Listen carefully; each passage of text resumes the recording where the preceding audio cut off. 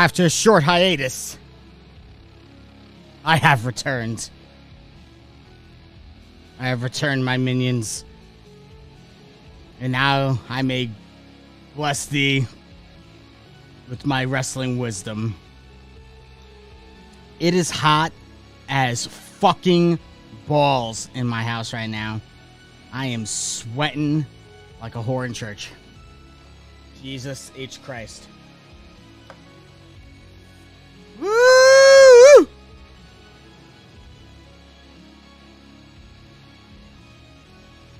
Gonna start the show? I think we should start the show. Let's start the show. Everybody. What is this, 73? Episode 73? Holy shit. I can't believe we've gotten this far. And nothing completely horrible has gone on. Nothing horrible has happened to the podcast or me in those 73 episodes, so I win. Smells Like Wrasslin, episode 73. Your host Eric here again on a Saturday night. Short hiatus. There was not a Wednesday night episode of the podcast after Dynamite due to the fact that I had some shit to do. Sometimes there's things a little more important than pro wrestling. And I almost didn't make it tonight, but as luck would have it, all my modes of transportation were on time. And I was watching Collision on the train and on my walk home, visiting some family. And here I am to be here with you, my babies. If it wasn't for the fact that it's like 80 fucking degrees in my apartment right now, and actually, you know what? Fuck it. I'll stick with it. We're gonna talk a little bit about Dynamite, but we're mostly gonna talk about Collision. Let me just find my notes for Dynamite. Oh man, I can feel the sweat. Christ Almighty. I have just gotten home after like 2 days of not being home, and obviously, like I don't want to keep the AC on or anything like that because it'll just freaking I'll run up my electric bill or whatever. So I live on the top story of the building I live in, and hot air rises, as you all know, and that means my apartment is the hottest in the entire house. So yeah, sweating right now. Come on. Give me a quick second to get these notes, and then we're on our way.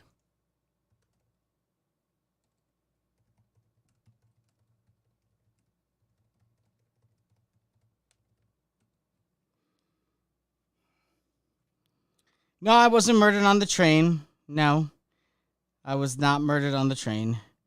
Hold on. What was Wednesday's day? We got Saturday, so that's July 5th, Dynamite.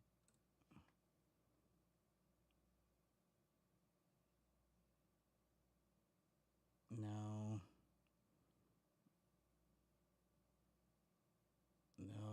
Where the fuck is it?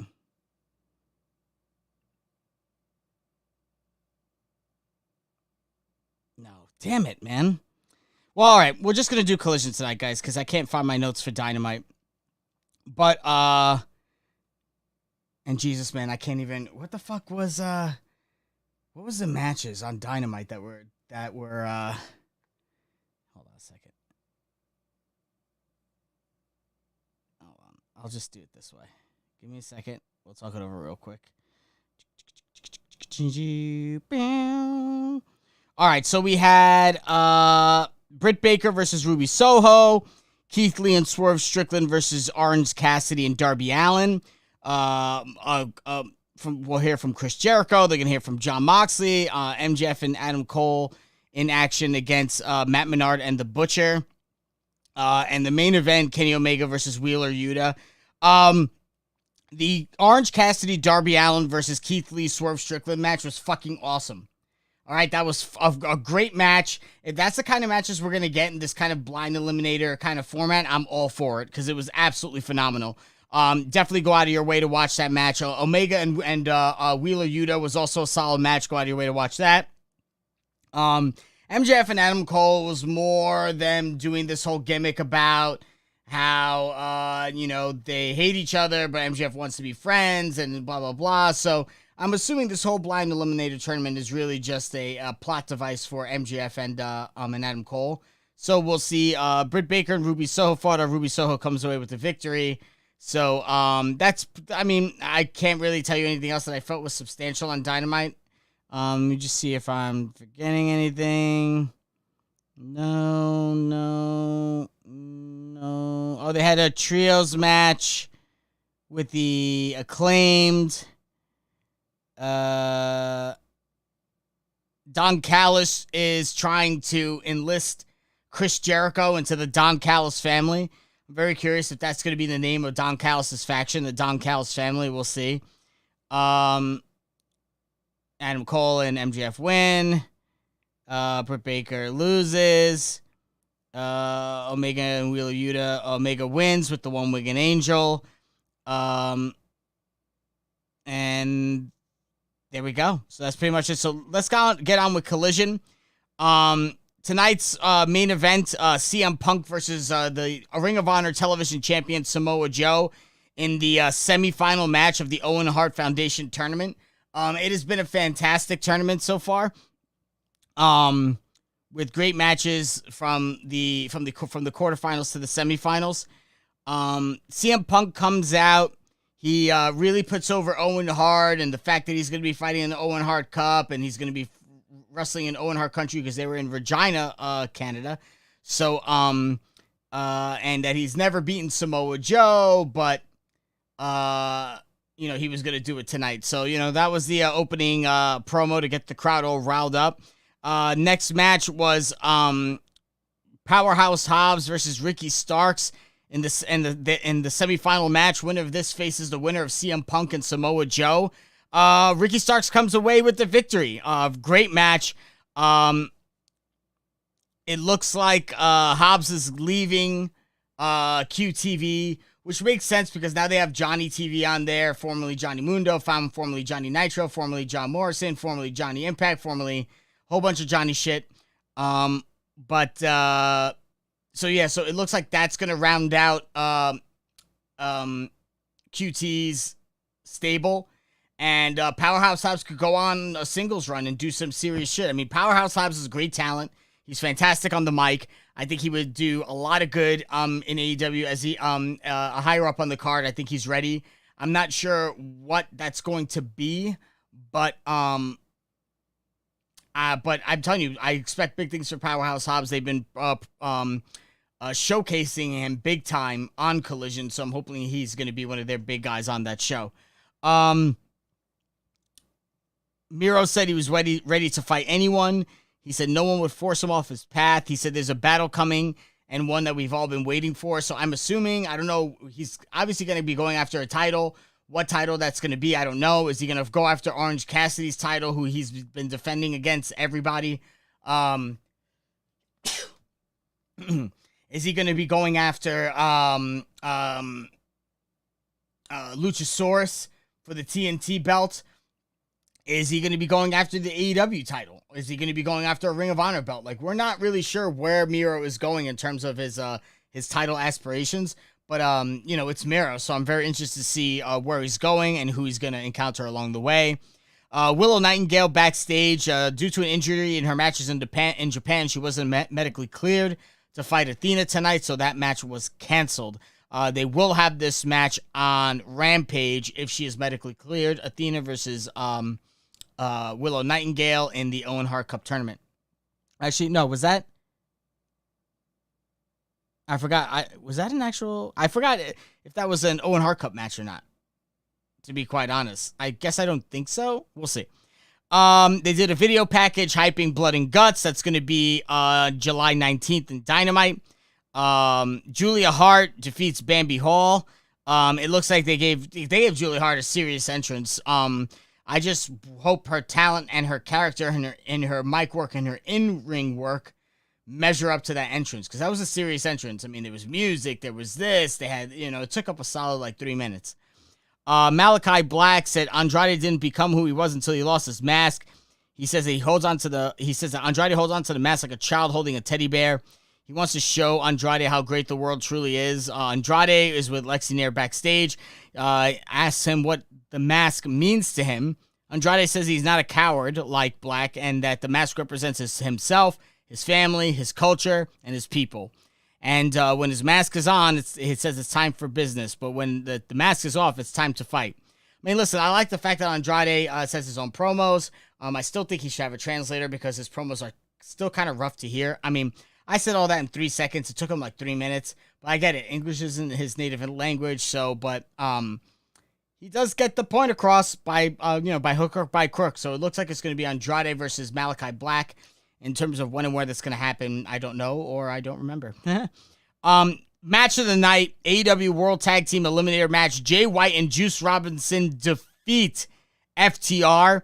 This was a fantastic match, leading to best 2 out of 3 falls next week for the AEW tag titles on Collision next week. I like Collision because of the fact that it not only it has that feel that Dynamite had in the beginning. It was big matches with big guys that we all knew, guys that we all wanted to see get a little bit of shine. And that's exactly what happened. I mean, guys like Miro, guys like Ricky Starks, like a lot of guys that everyone knows and loves are getting shine on Collision. And seeing matches like CM Punk versus Samoa Joe, Bullet Club Gold versus FTR, Powerhouse Hobbs versus Ricky Starks, like the matches that we've seen, Samoa Joe versus Roderick Strong, Ricky Starks versus Juice Robinson, Jay White. Who the fuck did Jay White face? I fucking forgot. But the matches that we've been seeing on Collision and the way that they've been building them, it's really cool. And it does seem like its own kind of self-contained show. You know, like a lot of the stuff that's been going on Collision can trace back to other Collision episodes. Yep. I thought it was match of the night. I think everyone should go see it. I do think that their 2 out of 3 falls match next week is going to be awesome. Jay White is fantastic. Juice Robinson is fantastic. FTR is fantastic. Jay White was kicking out of fucking everything. But to be quite honest, technically he should. The guy's won every single New Japan title that there is. He's an A-plus guy, and he should be treated as such. So yeah, he should be kicking out almost everything. They didn't get to hit the Shatter Machine completely, so that move is still protected. So I do think that FTR could still win with that move in either 1 or 2 of the matches. I highly doubt that. I mean, I'd be very surprised if Juice Robinson and Jay White, come away with the, with the tag titles. Because then that really means, like, what's next for FTR. But then after that, it's really, like, what's next for Juice Robinson and Jay White. I mean, they do have Bullet Club Gold. They do have the addition of the Guns, which is a great addition. I don't know. I feel like I'm not really sure what's going to happen between those guys, but the fact that they have Bullet Club Gold, it seems to be an over faction. People like the fact that the Guns are with them. I think it complements them well. I think you got like a main guy, Jay White. You have like his right-hand man, Juice Robinson. You have a solid tag team. That's a good rounded out faction. So I'm hoping to see that they get into more higher of the card stuff and storylines as the weeks and months go on. Match after that, Scorpio Sky defeats Action Andretti. I didn't get to watch this match too much because, like I said, I was traveling and I was pressed for time. Scorpio Sky won. Hey, listen, like they want to push Scorpio Sky. It looks like he's going to be pushed as a babyface. He's a guy that has a lot of talent and a lot of potential. Collision is the place where guys who haven't gotten a lot of shine, who have talent and potential, can be showcased. So I'm very excited to see where things go with Scorpio Sky.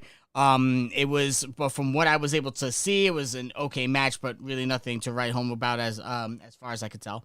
The main event of the night, CM Punk defeats Samoa Joe. There was no way that Punk wasn't winning. Though the fact that CM Punk has never beaten Samoa Joe, I felt like maybe there would be a little bit more build up to the match that kind of led to that win. So it was always possible that Samoa Joe could have came away with the victory. I mean, he's a television champion. He's Samoa Joe. You could always say it's building up to a future big-time feud with CM Punk. Maybe when he's unburdened himself with the AEW title, he could go after a Ring of Honor title since he was a Ring of Honor champion. But I have a strong feeling he's going to stay on Collision and not touch anything that's not an AEW title. So, Punk comes away with the victory. They did kind of protect Joe because it was a roll-up win, and Joe did get Punk in the rear naked choke at the end of the at the end of the match after the handshake, to which FTR came out for the save. He has a stare down with Starks. That sets up the finals for next week. Punk versus Starks. I don't know who's going to come away with the victory. I think Starks needs a big win. I don't think Punk needs any big win. I think him being the Owen Hart Cup winner is just really redundant. We already know how much he loves Owen Hart, so I just don't see why it would go to him. I think it should go to and showcase and put a highlight on a young talent and a guy who has a lot of potential, which is Ricky Starks. So for the good of the company, I hope it is Ricky Starks that wins. But it does look like probably for, the sake of ratings and optics, they might give it to Punk. So who knows? I'm really not sure how and where that's going to end. But that was the end of Collision. One last thing I want to talk about. They did the trial of the tribal chief. They did tribal court. It was very good. And in terms of WWE standards, it was excellent. In terms of regular standards in general, it was excellent. It was a great segment. The Bloodline storyline has been the best thing that the WWE has produced since the Yes Movement. And then the only other thing that could have even topped the Yes Movement was the Summer of Punk that Punk had in, I believe it was 2011, when he won the Money in the Bank, and he just went on that historic run and never really dropped the belt. So, and the pipe bomb was probably one of the better, WWE storylines in recent memory. So the pipe bomb, the Yes Movement, and anything Bloodline related has pretty much been the best storyline related shit that WWE has produced in the last almost 30 years. Do I think Roman needed the belt for all this? No, I don't think so at all. Because then Jay could have actually beat Roman, and it would have been a real cool ending to the story. But I will tell you guys this right now. Jay is not beating Roman. Jay might get the visual pin on Roman, but he's not going to beat Roman. There's a strong... Now, Roman is most likely losing the belt to Cody next year at Mania. So we have little less than a year. Well, we got 10 months. Mania was 2 months away. 10 months, right? Roman is probably going to defend it against each and every single member of his fucking family. He's going to defend it against... He's going to defend it against... He's going to defend it against Jimmy. He's going to defend it against Jay. He'll probably defend it against Solo.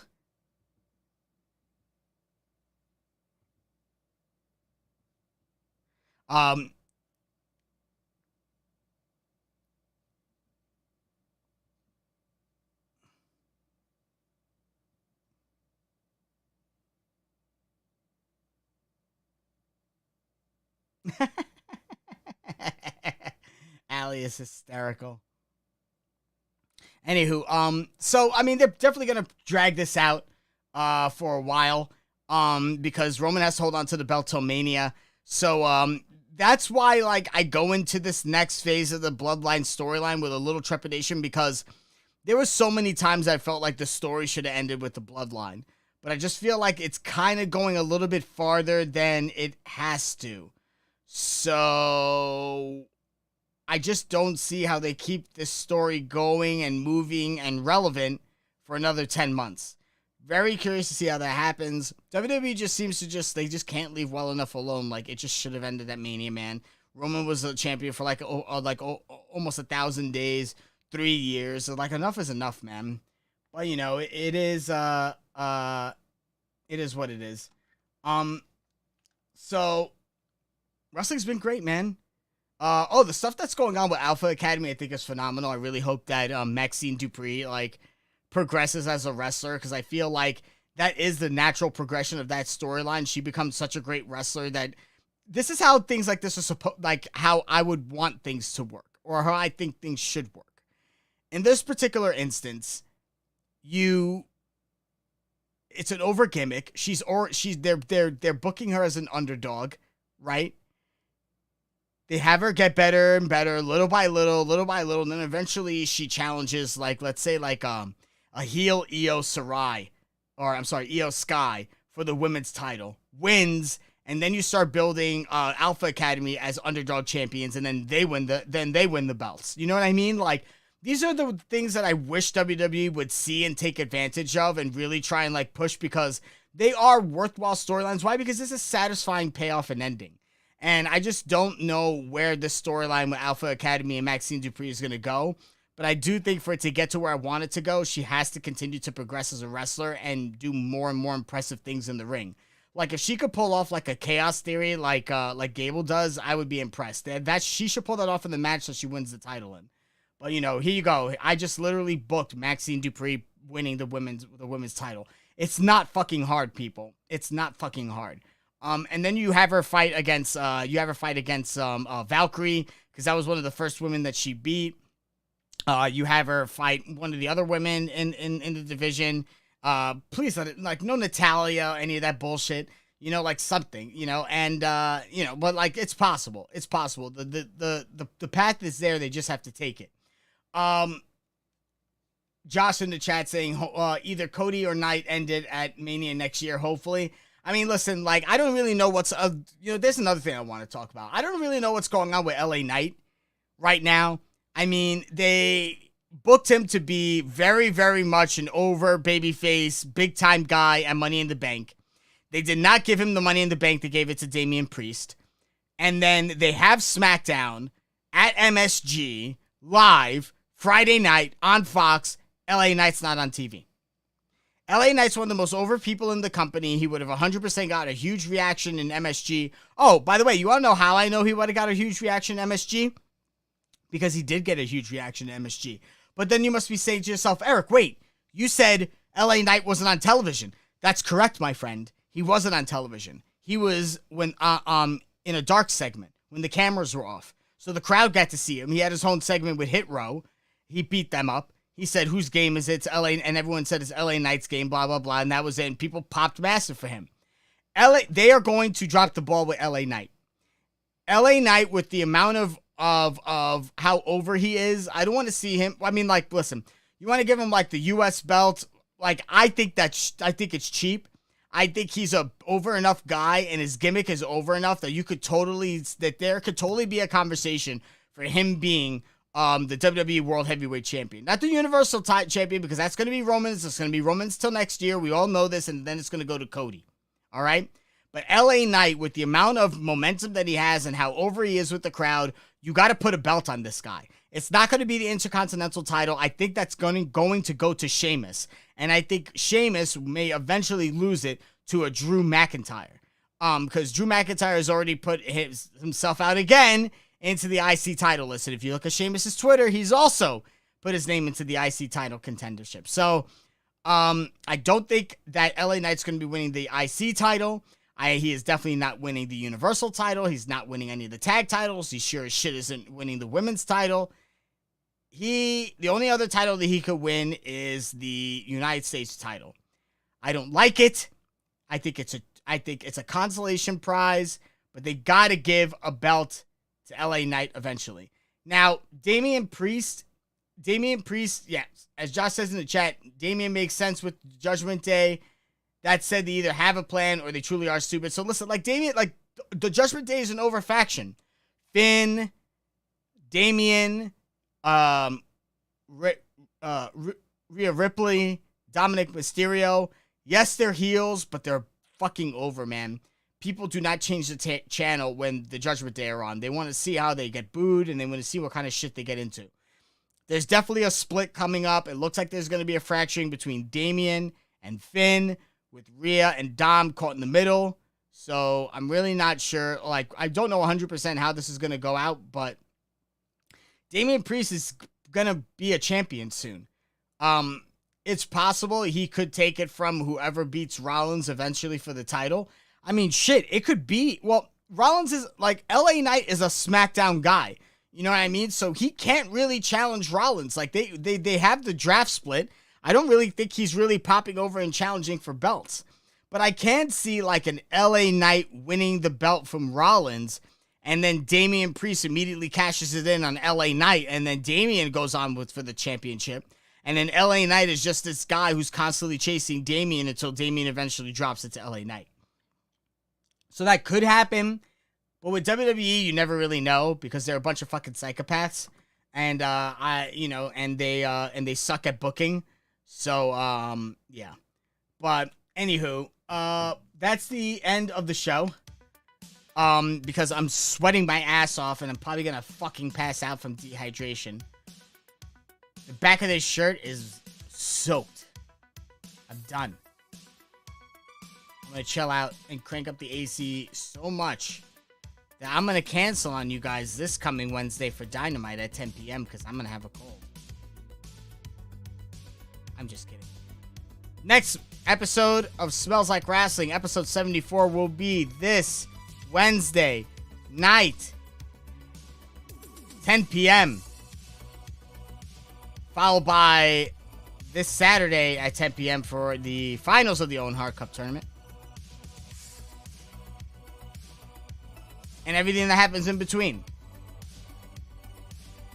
So, for me, myself, and I, this is Eric, episode 73.